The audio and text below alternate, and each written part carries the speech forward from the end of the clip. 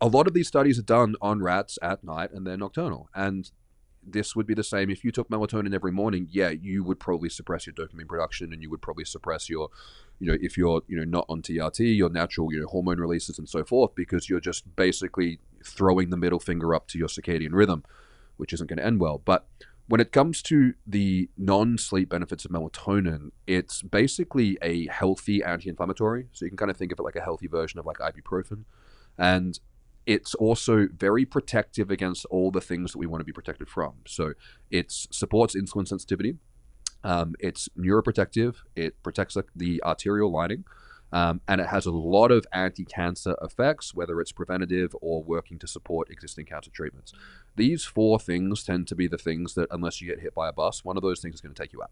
So I think starting melatonin supplementation young is one of the best things that men and women can do. For women, it's very effective for helping to support things like endometriosis, polycystic ovarian syndrome.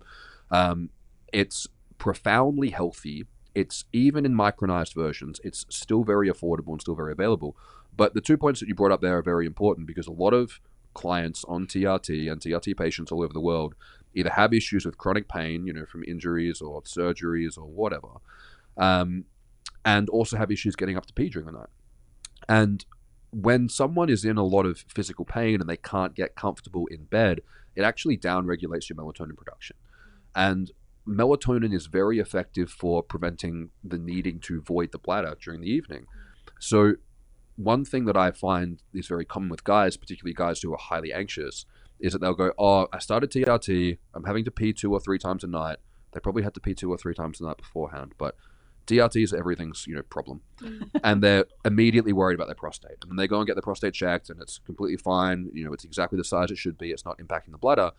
And the increase in melatonin can be the thing that prevents and supports that. And there are other ways that you can optimize and support your melatonin production. I also think it's important to support the environment for melatonin. Like, you don't want the screen turned up to like 100 and then you just switch it off and take your melatonin pill and go, oh, I biohacked it.